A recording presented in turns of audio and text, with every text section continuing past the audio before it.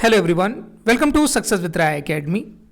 3 जनवरी 2024 के दैनिक जागरण के राष्ट्रीय संस्करण को आज की इस वीडियो में हम डिस्कस करेंगे। तो चलिए वीडियो को स्टार्ट करते हैं। और सबसे पहली न्यूज़ है कि हिट एंड रन पर सुलझा गतिरोध, हड़ताल खत्म। कल पूरे दिन अफरा तफरी का माहौल रहा, पेट्रोल पंप पर लंबी लंबी लाइनें देखने को मिली हैं। उसके बाद हड़ताल खत्म करने का फैसला लिया गया है। देखिए, केंद्र का ट्रांसपोर्टरों को आश्वासन, चर्चा के बाद ही लागू होंगे नए प्रावधान। और इसमें जो केंद्रीय सचिव हैं उन्होंने भी, और ट्रांसपोर्ट कांग्रेस के पदाधिकारियों के बीच जिस तरीके से गतिरोध था वो खत्म हो गया है और चालकों से काम पर लौटने के लिए बोला गया है। हड़ताल से कई राज्यों में आपूर्ति ठप होने पर सरकार ने AIMTC पदाधिकारियों से वार्ता की थी और उसके बाद ये फैसला लिया गया है। देखिए, हिट एंड रन एक कानून बना जिसके तहत अगर कोई ट्रक किसी व्यक्ति को, किसी व्हीकल को टक्कर मारकर भागता है तो उसको 10 साल की कैद या फिर 7.5 लाख का जुर्माना देना होगा अगर सामने वाले व्यक्ति की मृत्यु हो जाती है या फिर कोई क्षति होती है तो इस तरीके से हो ये रहा था, ये बताया जा रहा था कि इसमें क्या होगा, जो नौसिखिए ड्राइवर हैं वो तो इस प्रोफेशन में आएंगे ही नहीं, और जो हैं भी इस प्रोफेशन में वो छोड़ देंगे, क्योंकि कहीं ना कहीं टक्कर या दुर्घटना हो ही जाती है तो 10 साल कैद और 7.5 लाख का जुर्माना वो कहाँ से दे पाएंगे। क्योंकि वो अगर इतने ही सक्षम होते तो फिर वो इस प्रोफेशन में आते ही क्यों। तो ये सब कुछ मांग थी जिसे वापस लेने की मांग लगातार की जा रही थी और इसको लेकर चक्का जाम कर दिया गया, पूरे भारत में हड़ताल की गई, तब इसे वापस लिया गया है। भारतीय न्याय संहिता में हिट एंड रन के मामलों में 10 वर्ष तक की कैद और 7.5 लाख रुपए तक का विरोध कर रही अखिल भारतीय मोटर ट्रांसपोर्ट कांग्रेस और केंद्र सरकार के बीच बात बन गई है। सरकार और ट्रक संचालकों की सर्वोच्च संस्था के बीच सुलह हो जाने के बाद कई राज्यों में ट्रकों और अन्य व्यावसायिक वाहनों की जो अघोषित हड़ताल थी वो खत्म हो गई है। AIMTC के पदाधिकारियों और केंद्रीय गृह सचिव अजय भल्ला के बीच मंगलवार देर शाम वार्ता के बाद सरकार और इस संगठन ने सभी वाहन चालकों से अघोषित हड़ताल खत्म कर काम पर लौटने की अपील की है। देखिए, भारतीय न्याय संहिता की धारा 106(2) के तहत इसे लागू किया गया था और इसमें यह बताया गया था कि अगर टक्कर होती है तो ट्रक ड्राइवर ही जिम्मेदार होगा। तो और इसका जो दायरा था यानी कि धारा थी 106(2), उसको अभी हाल फिलहाल के लिए विचार विमर्श तक स्थगित कर दिया गया है। विचार विमर्श के बाद इसमें क्या क्या चेंजमेंट होंगे वो आने वाले समय में बताया जाएगा। हालांकि कयास ये लगाए जा रहे हैं कि संभवतः इसमें जो हिट एंड रन यानी कि जो हिट करके भाग जाएगा उस पर ये जुर्माना लगाया जाएगा, ऐसी बात अभी सामने आ रही है।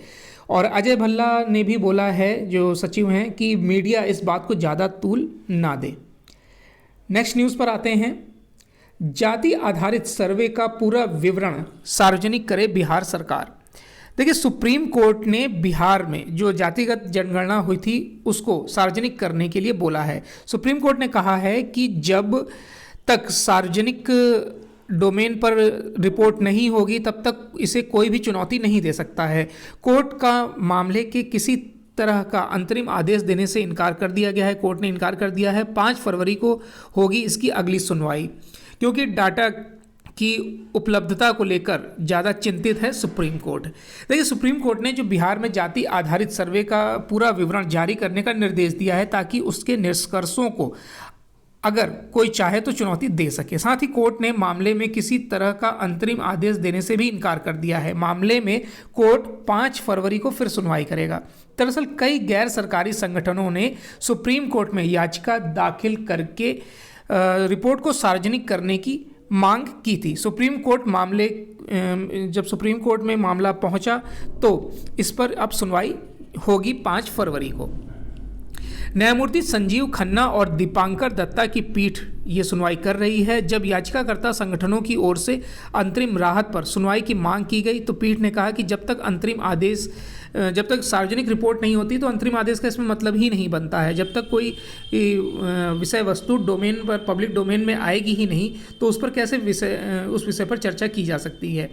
तो अब बिहार सरकार इस पर बाधित हो गई है रिपोर्ट सार्वजनिक करने के लिए, क्योंकि उसके बाद हुआ क्या था, बिहार में बताया गया कि सबसे ज़्यादा पिछड़े जो हैं वो ओबीसी हैं, और इन सभी बातों को एससी को भी एसटी को भी कवर करके जो आरक्षण का दायरा 50% निर्धारित है उसे 75% कर दिया गया है, जिसके बाद कई संगठनों ने इसको चुनौती दी हुई है। नेक्स्ट न्यूज़ पर आते हैं। शाह ने दिया जम्मू कश्मीर में स्थानीय खुफिया तंत्र को मजबूत करने पर बल, और इसमें केंद्रीय गृह मंत्री ने की है केंद्र शासित प्रदेश के सुरक्षा हालात की समीक्षा। बैठक में एलजी, एनएसए, सेना प्रमुख, आईबी प्रमुख भी रहे मौजूद। देखिए, हाल के महीनों में पुंछ और राजौरी इलाके में बढ़ते आतंकी हमलों और उनमें सुरक्षा बलों के जवानों की मौत के मद्देनज़र केंद्रीय गृह मंत्री अमित शाह ने जम्मू कश्मीर में स्थानीय खुफिया तंत्र को और मजबूत करने की ज़रूरत बताई है। उन्होंने ये बोला कि जितना स्थानीय खुफिया तंत्र मजबूत होगा, आतंकवादियों की उतनी ही सटीक जानकारी हमें मिलेगी और उनकी गतिविधियों को हम रोकने में सफल रहेंगे। जम्मू कश्मीर में सुरक्षा हालात की समीक्षा बैठक के दौरान उन्होंने आतंकरोधी अभियानों को और मजबूत करने और जो आतंकी हैं उनके इकोसिस्टम को पूरी तरह खत्म करने पर जोर दिया है। उन्होंने बोला कि हाल ही में जिस तरीके से आतंकवादी घटनाएं बढ़ रही हैं उनको गंभीरता से लिया जाना चाहिए, क्योंकि जो वर्तमान सरकार है उसकी एक ही नीति है, जीरो टॉलरेंस और आतंकवाद को जड़ से खत्म करना। नेक्स्ट न्यूज़ पर आते हैं। विश्व हिंदू परिषद अध्यक्ष डॉक्टर आर.एन. सिंह होंगे प्राण प्रतिष्ठा समारोह के यजमान। प्रतिष्ठित आर्थो सर्जन के रूप में जाने जाते हैं और ये पद्मश्री से सम्मानित भी हैं। अनुष्ठान के लिए आज से बनाए जाएंगे 9 कुंड। देखिए, 5 सदी के सबसे बड़े आध्यात्मिक और सांस्कृतिक आयोजन के केंद्र बिंदु विश्व हिंदू परिषद के अध्यक्ष होंगे। 22 जनवरी को भगवान रामलला की प्रतिमा की प्राण प्रतिष्ठा में जो यजमान होंगे वो विश्व हिंदू परिषद के अध्यक्ष डॉक्टर रविंद्र नारायण सिंह होंगे, जो 14 जनवरी के बाद यहाँ आएंगे। वह पूजन में सपनतिक सम्मिलित भी होंगे, वह पूजन में भाग लेंगे और इस क्षेत्र के ट्रस्ट के सदस्य के रूप में इसकी पुष्टि की गई है। Doctor RN. सिंह बिहार के सहरसा जिले के गोलमा के मूल निवासी हैं और वो आर्थो सर्जन भी हैं और पटना में रहकर प्रैक्टिस करते हैं। इसमें और लोगों को भी यजमान बनाने के लिए शामिल किया जाना है, लेकिन अभी उनके नामों की घोषणा इसमें नहीं की गई है। अब यहाँ पर एक आप पिक देख रहे हैं जिसमें विमान में भीषण आग लगी हुई है। ये रनवे पर 2 विमान आपस में टकराने के बाद ये भीषण आग लगी है जापान की राजधानी टोक्यो के हानेडा हवाई अड्डे पर, और अभी इसकी जांच की जा रही है कि कहीं कोई इसमें आतंकी हाथ तो नहीं है। नेक्स्ट न्यूज़ पर आते हैं।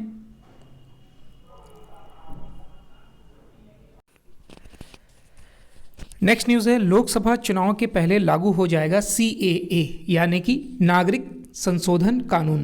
देखिए, 2019 के लोकसभा चुनाव के बाद से ही ये बड़ा राजनीतिक मुद्दा बना हुआ है कि नागरिकता संशोधन कानून, जिसे CAA बोला जा रहा है, 2024 के लोकसभा चुनाव से पहले क्रियान्वित हो जाएगा या नहीं। सरकार ने हालांकि इससे के जितने भी जुड़े हुए नियम थे उसको तैयार कर लिया है और इसे 1 या 2 महीने में अधिसूचित कर भी लिया जाएगा। इसमें सबसे महत्वपूर्ण बात ध्यान देने वाली बात यह है कि पिछले दिनों बंगाल में गृह मंत्री अमित शाह ने साफ किया था कि CAA देश का कानून है और इसे लागू होने से कोई भी नहीं रोक सकता है। उन्होंने CAA को लेकर जो भ्रम फैला रही है तृणमूल कांग्रेस, उसको आड़े हाथों लिया था। अब आपका यहाँ जानना ये जरूरी है कि ये CAA कानून है क्या।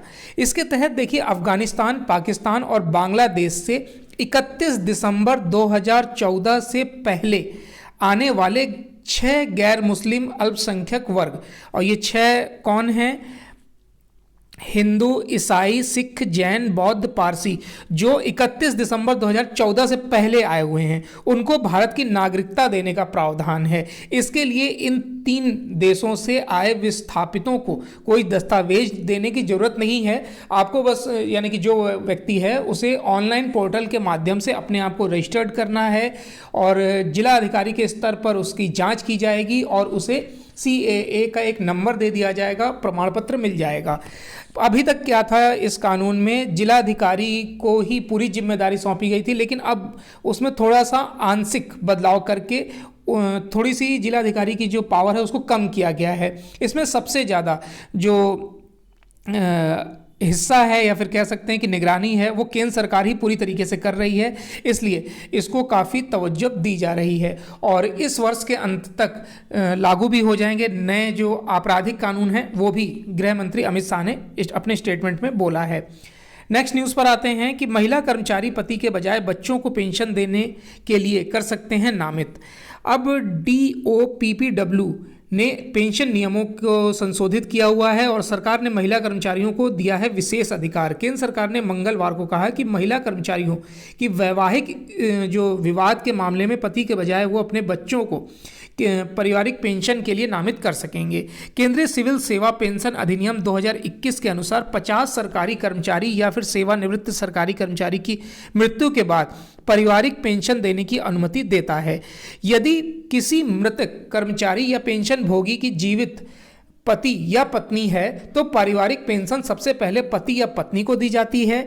नियमों के अनुसार मृत सरकारी कर्मचारी पेंशन भोगी के जीवन साथी के पारिवारिक पेंशन के लिए अयोग्य हो जाने या मृत्यु हो जाने पर ही परिवार के अन्य सदस्य अपनी बारी पर पेंशन के पात्र होंगे। लेकिन अब इसमें प्रावधान थोड़ा सा चेंज कर लिया गया है, क्योंकि कभी कभी क्या होता है कि कोई महिला कर्मचारी अगर सेवा में है, केंद्र की सरकार में मतलब केंद्र की नौकरी में है, तो अगर उसका पति से विवाद चल रहा है और विवाद अगर कानूनी रूप से चल रहा है तो वो अपने बच्चों को नामित इसमें कर सकती है। ये एक अच्छा प्रावधान किया जा रहा है।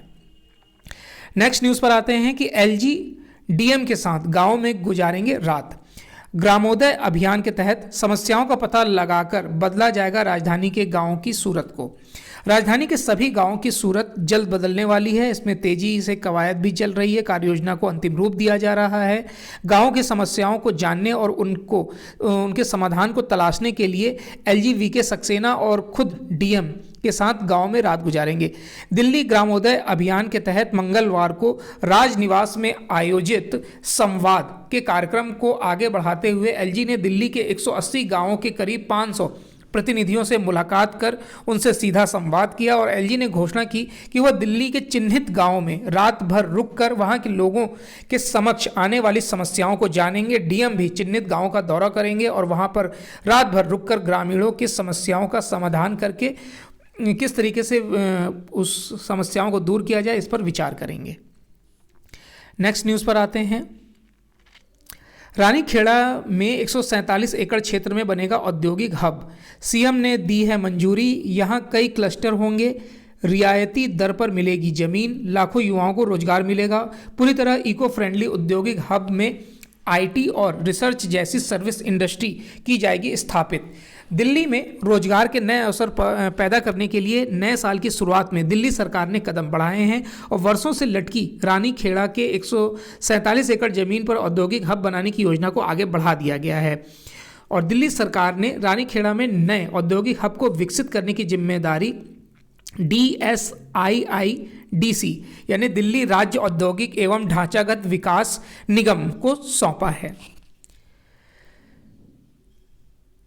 यमुना का संरक्षण जनहित और पर्यावरण के हित में है, सुप्रीम कोर्ट। देखिए, सुप्रीम कोर्ट ने यमुना खादर में अस्थायी क्वार्टर्स निर्माण की मांग वाली दिल्ली पुलिस की याचिका मंगलवार को खारिज कर दी। कोर्ट ने नेशनल ग्रीन ट्रिब्यूनल के आदेश से सहमति जताते हुए कहा कि यमुना नदी का संरक्षण व्यापक जनहित और पर्यावरण के हित में है। दिल्ली पुलिस ने सुप्रीम कोर्ट में याचिका दाखिल कर NGT के आदेश को चुनौती दी थी। नेक्स्ट न्यूज़ पर आते हैं।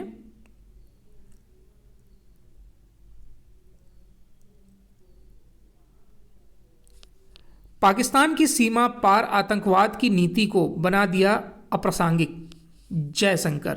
देखिए, विदेश मंत्री ने कहा है कि कनाडा की राजनीति में दी गई है खालिस्तान समर्थक ताकतों को जगह। बहुत अच्छा स्टेटमेंट दिया है इन्होंने। S जयशंकर अपने बेबाक स्टेटमेंट के लिए जाने जा रहे हैं। विदेश मंत्री S जयशंकर ने कहा है कि वार्ता की मेज पर लाने के लिए सीमा पार से आतंकवाद के इस्तेमाल की पाकिस्तान की नीति को भारत ने अप्रासंगिक बना दिया है। कनाडा के संदर्भ में उन्होंने कहा कि वहां की राजनीति में खालिस्तान समर्थक ताकतों को जगह दी गई है और उन्हें ऐसी गतिविधियों में शामिल होने की छूट दी गई है जो दोनों देशों के द्विपक्षीय रिश्तों पर प्रतिकूल असर डालती है। ये गतिविधियां किसी देश के हित में नहीं हैं, लेकिन दुर्भाग्य से उनकी राजनीति में यही स्थिति है।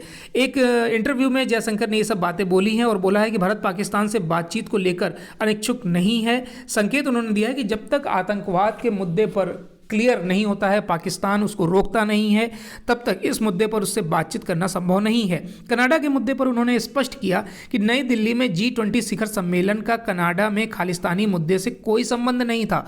उन्होंने कहा कि G20 में सभी को शामिल करने का कनाडा में खालिस्तानी मुद्दे से कोई लेना देना नहीं है। खालिस्तान का मुद्दा वर्षों से है। मैं अपनी सरकार, अपने प्रधानमंत्री और अपनी किताब वाई फॉर मैटर्स के बारे में बता सकता हूं और अन्य प्रधानमंत्रियों पर अटकलें लगाना मेरा काम नहीं है।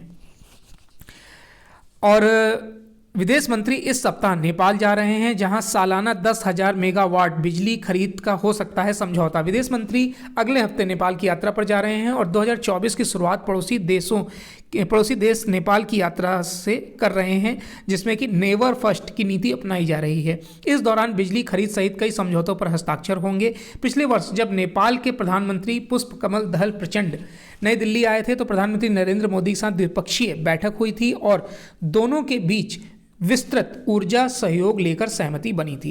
अब इसके अगले चरण में जयशंकर के काठमांडू दौरे पर 2 समझौते होने की संभावनाएं जताई जा रही हैं। एक तो है बिजली खरीद और दूसरा है नेपाल में जो छोटे छोटे स्तर पर पनबिजली परियोजनाएं चल रही हैं उनको वित्तीय मदद देना।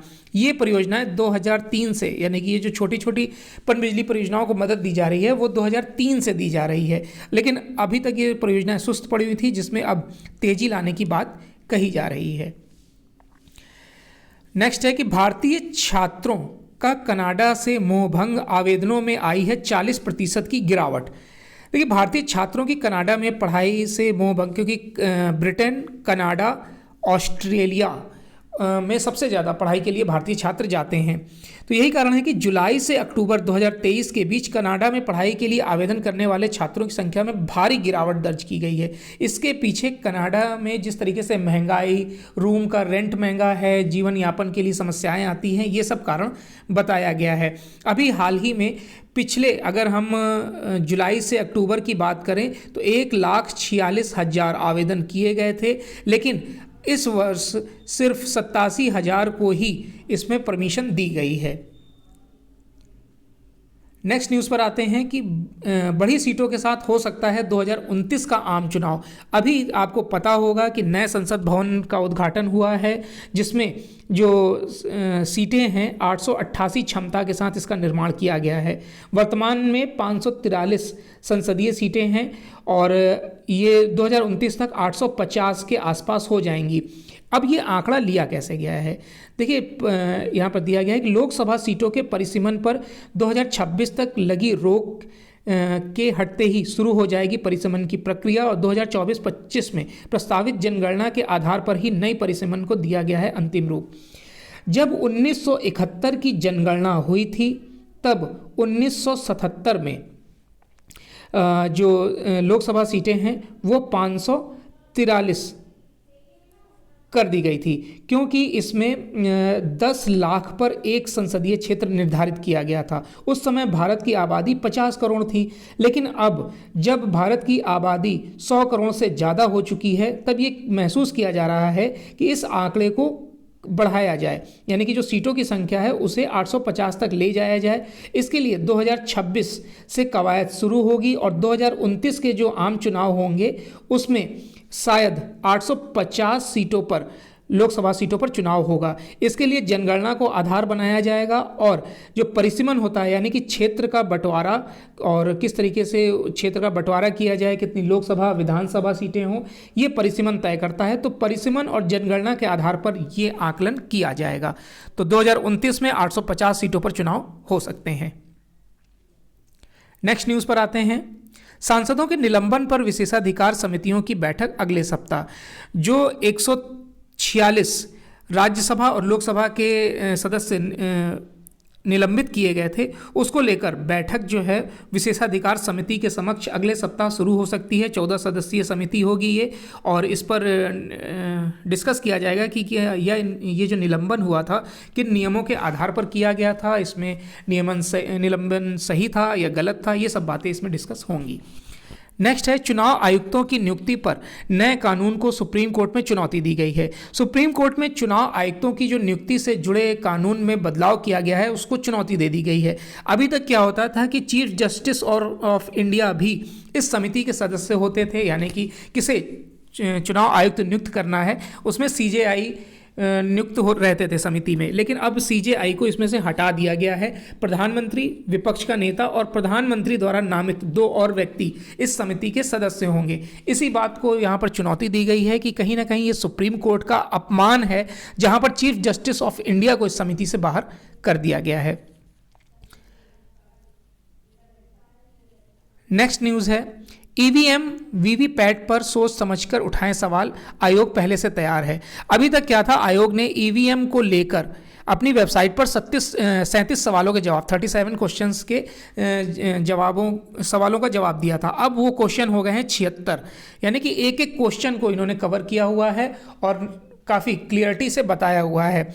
उन्होंने यहाँ पर आंकड़े भी दिए हैं, यानी कि निर्वाचन आयोग ने आंकड़े दिए हैं कि 2004 और 2009 के आम चुनाव में सबसे अधिक सीटें हासिल करने वाली पार्टी कांग्रेस रही है। उसके बाद उन्होंने सरकार बनाई थी, लेकिन फिर भी कांग्रेस इस पर लगातार उंगली उठाती रहती है। इसके अतिरिक्त राज्यों में 2004 से अभी तक ईवीएम से 143 चुनाव विधानसभा के किए गए हैं और इसका इस्तेमाल 44 बार हुआ है, जब राजनीतिक दलों की सीटों में उलटफेर हुआ है, यानी कि कोई दूसरी पार्टी जीती है तो 44 बार उलटफेर हुआ है। इसको देखते हुए भी ऐसे ही आरोप लगाना कि ईवीएम गलत है, ये निराधार है। ईवीएम और वीपैट पर उठते सवालों के बीच ज़्यादा पूछे जाने वाले सवाल जवाब की सूची को भी 37 से बढ़ाकर 76 कर दिया गया है। ईवीएम से जुड़ी प्रक्रिया से जुड़े 17 सवाल हैं, ईवीएम से छेड़छाड़ से जुड़े 5 और न्यायिक प्रक्रिया से जुड़े 4, तकनीकी प्रक्रिया से जुड़े 27 सवालों के इसमें जवाब दिए गए हैं। नेक्स्ट न्यूज़ पर आते हैं कि म्यांमार सीमा की होगी बाड़बंदी, रद्द होगा मुक्त आवाजाही का समझौता। देखिए, म्यांमार और भारत के बीच मुक्त आवाजाही की सुविधा जल्द ही समाप्त हो जाएगी। सीमा पार से बड़ी संख्या में अवैध घुसपैठियों के आने और उग्रवादियों की बढ़ती आवाजाही को देखते हुए सरकार ने म्यांमार के साथ मुफ्त आवाजाही समझौते को निरस्त करने का फैसला किया है। इसके साथ ही सीमा पर आवाजाही को नियंत्रित करने के लिए पाकिस्तान सीमा की तरह से म्यांमार से सटी सीमा पर भी पूरी बाड़बंदी का फैसला लिया गया है। नेक्स्ट न्यूज़ पर आते हैं। इस वर्ष के अंत तक पूरी तरह से लागू हो जाएंगे नए आपराधिक कानून, और नए आपराधिक कानूनों को लागू करने की जो प्रक्रिया है इस साल के अंत तक पूरी कर ली जाएगी। ये कानून अगले 1 या 2 महीने में अधिसूचित होते ही अमल में आने शुरू हो जाएंगे और विभिन्न अपराधों में नए कानून की धाराओं के तहत FIR दर्ज होनी शुरू हो जाएगी। लेकिन इसके लिए पुलिसकर्मियों और अभियोजकों को प्रशिक्षित करने, मोबाइल फॉरेंसिक लैब उपलब्ध कराने और थानों, जेलों और अदालतों को तकनीकी रूप से मजबूत इसमें किया जा रहा है। नेक्स्ट पेज पर आते हैं जो है एडिटोरियल पेज, और इसमें बताया गया है कि और बढ़ा फर्जी सूचनाओं का खतरा।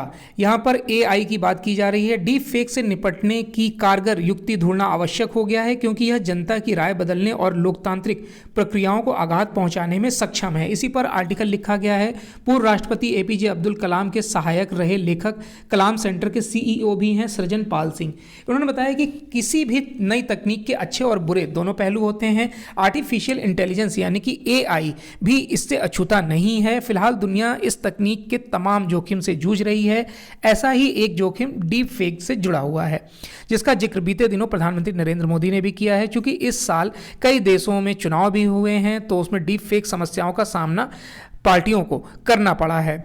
विश्व इससे पहले भी गहरी जालसाजी के दुष्प्रभाव देख चुका है। अगर हम 2020 के अमेरिकी चुनावों में प्रत्याशियों का भ्रामक प्रतिनिधित्व, मतदाताओं के बीच भ्रम और कलह पैदा करने के लिए डीप फेक और सिंथेटिक मीडिया का इस्तेमाल इसमें खूब जोर शोर से किया गया था। सांप्रदायिक तनाव बढ़ाने के लिए भी इसका खूब प्रयोग किया जा रहा है, मतदाताओं का ध्रुवीकरण करने के लिए इसका प्रयोग किया जा रहा है। इस साल भारत देश में आम चुनाव होने वाले हैं और इस समस्या का अगर समय रहते कोई निर्णय नहीं लिया गया, विचार नहीं किया गया, तो ये एक प्रबल समस्या बन सकती है। अगर हम समाधान के दृष्टिकोण से बात करें तो सर्वप्रथम तो एक प्रभावी सत्यापन तंत्र की स्थापना करनी होगी। इंडोनेशिया ने 2019 के चुनाव के दौरान फर्जी खबरों से निपटने के लिए एक वॉर रूम स्थापित किया था। वैसे ही भारत डीप फेक की निगरानी के लिए एक केंद्रीकृत प्रणाली लागू कर सकता है। इसके लिए सरकारी एजेंसियों, तकनीकी कंपनियों और मीडिया संगठनों के बीच सहयोग की आवश्यकता है। इस प्रक्रिया को चुनाव आयोग के तहत एक विशेष परियोजना के रूप में तुरंत लागू भी किया जाना चाहिए। चुनाव के दौरान फर्जी खबरों से निपटने के लिए फ्रांस का दृष्टिकोण भी उपयोगी है। इसमें इंटरनेट मीडिया प्रदर्शन को लेकर सख्त नियम बनाए भी गए और लागू किया गया और इसमें न्यायाधीशों को फुल पावर दी गई कि वो इसमें कोई भी फैसला ले सकते हैं। ऐसा ही भारत में भी करना होगा। एआई की विशेषताओं को देखें तो यह स्वयं गहरी जालसाजी के खिलाफ एक शक्तिशाली उपकरण भी हो सकता है। एआई एल्गोरिदम को वीडियो और तस्वीरों में उन गड़बड़ियों का पता लगाने के लिए प्रशिक्षित किया जा सकता है जो मानवीय रूप से तैयार की जाती हैं। इसमें कोई संदेह नहीं है कि यदि डीप फेक की चुनौती का तोड़ नहीं निकाला गया तो यह भारतीय चुनावी प्रक्रिया की गरिमा पर प्रहार कर सकता है। ऐसे में इससे निपटने के लिए एक बहुआयामी दृष्टिकोण की आवश्यकता महसूस की जा रही है, जिसमें निजी कंपनियों और बड़े पैमाने पर जनता के साथ निकट सहयोग में कई एजेंसियों को शामिल किया जाना चाहिए। डीप फेक के खतरे से निपटने के लिए हमें एक बहुत मजबूत, लचीले और चुस्त विभाग की आवश्यकता है। हमें स्मरण रखना होगा कि डीप फेक भी समय के साथ और खतरनाक होता जाएगा। अच्छा आर्टिकल था। और जो नेक्स्ट आर्टिकल है वो इतिहासकारों ने किस तरीके से भेदभाव किया है इतिहास के साथ, भारतीय इतिहास के साथ, उसके बारे में डिस्कस किया गया है। हालांकि इस तरीके का आर्टिकल हम पहले भी डिस्कस कर चुके हैं तो इसे स्किप करेंगे। अब आते हैं हम बिजनेस पेज पर। बिजनेस पेज में पहली न्यूज़ है कि अगले वर्ष भी इंफ्रास्ट्रक्चर पर खर्च पर रहेगा जोर। देखिए, इसमें बताया गया है कि वित्त वर्ष 2024-25 के बजट आवंटन में इंफ्रास्ट्रक्चर विकास के मद में बढ़ोतरी संभव है। कोरोना काल में इंफ्रा पर भारी खर्च में अर्थव्यवस्था को संकट से निकालने में मदद की थी। 533% की वृद्धि हुई है इंफ्रास्ट्रक्चर पर पूंजीगत व्यय। वित्त वर्ष 2013-14 से अब तक 4.8 रुपये की वृद्धि होती है अर्थव्यवस्था में इंफ्रास्ट्रक्चर पर खर्च होने वाले 1 रुपये पर। तो विकास के लिए मोदी सरकार का सबसे अधिक फोकस सड़क, हाईवे, रेल, अन्य लॉजिस्टिक व्यवस्थाएं, बिजली, एयरपोर्ट, बंदरगाह जैसी इंफ्रास्ट्रक्चर सुविधाओं के विस्तार पर रहा है। यह आगे भी जारी रहेगा। वित्त वर्ष 2014-15 से लेकर चालू वित्त वर्ष 2023-24 के अपने कार्यकाल के दौरान मोदी सरकार ने इंफ्रास्ट्रक्चर सुविधाओं के विकास पर 43.9 लाख करोड़ रुपए खर्च किए हैं, जबकि यूपीए के शासनकाल वित्त वर्ष 2004-5 से लेकर वित्त वर्ष 2013-14 के दौरान इंफ्रास्ट्रक्चर पर 12.29 लाख रुपए खर्च किए गए हैं। पिछले 10 सालों में यानी वित्त वर्ष 2013-14 से लेकर 2023-24 के दौरान इंफ्रास्ट्रक्चर पर खर्च होने वाला जो खर्च है वो 533% की दर से बढ़ा है। नेक्स्ट न्यूज़ है, भारत के साथ एफटीए चाहता है प्रत्येक देश।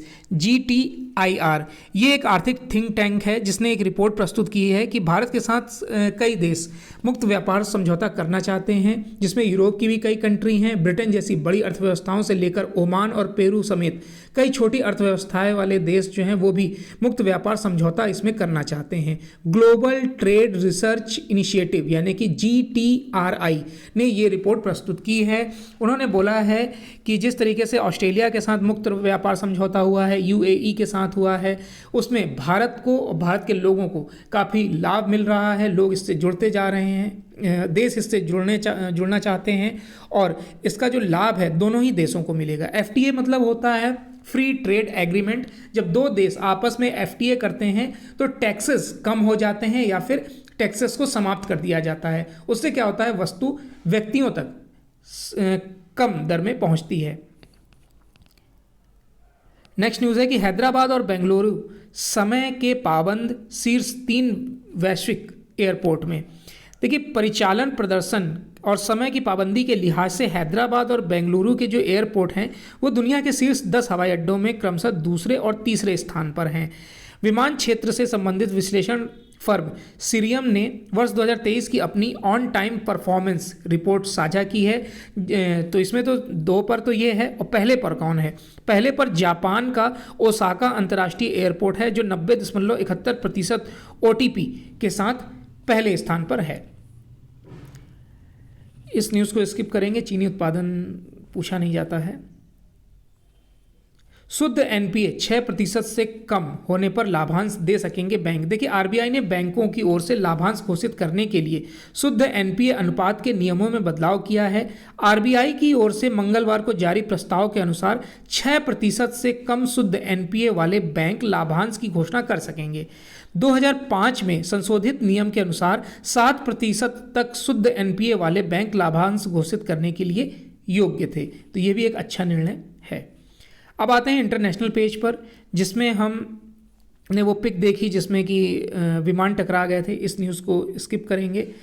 और जापान में 24 घंटे में 200 भूकंप के झटके आए, 48 की मौत हो गई है इसमें। इजराइल हमास युद्ध स्किप करते हैं हम। और ट्रिनिडाद टोबैगो के पूर्व प्रधानमंत्री वासुदेव पांडे का निधन हो गया है। ट्रिनिडाद और टोबैगो के पूर्व प्रधानमंत्री वासुदेव पांडे का सोमवार को निधन हो गया। वो 90 वर्ष के थे। वह विदेश में सत्ता संभालने वाले भारतीय मूल के पहले नेता थे। पांडे के निधन की सूचना उनकी बेटी मिकेला ने इंटरनेट मीडिया के जरिए दी है। वह 1995 से 2001 तक वहां के प्रधानमंत्री थे। नेक्स्ट न्यूज़ है कि सऊदी अरब सहित 5 और देश ब्रिक्स के पूर्ण सदस्य बने हैं। ब्रिक्स की अध्यक्षता संभाल रहे पुतिन ने की इनके शामिल होने की घोषणा। नए सदस्य में मिस्र, ईरान, इथोपिया और संयुक्त अरब अमीरात भी। अक्टूबर में रूस के कजान शहर में होगा ब्रिक्स का अगला सम्मेलन। देखिए, भारत, रूस, चीन सहित उभरती हुई अर्थव्यवस्थाओं वाले ब्रिक्स समूह ने वैश्विक मामलों में पश्चिमी प्रभुत्व की पृष्ठभूमि अपने रणनीतिक शक्ति बढ़ाने के प्रयास के तहत इसमें 5 पूर्ण सदस्यों को शामिल करने की घोषणा की है। रूस के ब्रिक्स की अध्यक्षता संभालते ही राष्ट्रपति व्लादिमीर पुतिन ने सोमवार को कहा कि अब समूह 10 देशों का संगठन बन गया है, जिसमें मिस्र, इथोपिया, ईरान, सऊदी अरब व संयुक्त अरब अमीरात नए सदस्य के रूप में शामिल हो गए हैं। ज्ञात हो कि बीते अगस्त में जोहान्सबर्ग में हुए सम्मेलन के समूह के शिखर सम्मेलन में शीर्ष ब्रिक्स नेताओं ने 1 जनवरी से अर्जेंटीना सहित 6 देशों को समूह में शामिल करने के प्रस्ताव को मंजूरी दी थी। हालांकि अर्जेंटीना के नए राष्ट्रपति जेवियर माइली ने अपने देश को ब्रिक्स का सदस्य बनने के प्रस्ताव लेने की घोषणा वापस कर ली थी। पुतिन ने एक संबोधन में कहा कि मिस्र, इथोपिया, ईरान, सऊदी अरब व संयुक्त अरब अमीरात नए पूर्ण सदस्यों के रूप में ब्रिक्स में शामिल हुए हैं, जो संगठन के बढ़ते प्रभाव व अंतर्राष्ट्रीय मामलों में इसकी भूमिका का मजबूत संकेत है। तो इसके लिए हालांकि अलग से एक वीडियो बना दिया जाएगा, क्योंकि ये इंपॉर्टेंट न्यूज़ हो गई है। तो ये आज का 3 जनवरी 2024 का दैनिक जागरण का राष्ट्रीय संस्करण था। आई होप आपको वीडियो अच्छा लगा होगा। अगर वीडियो अच्छा लगा हो तो लाइक और शेयर कर दीजिएगा। वीडियो देखने के लिए धन्यवाद।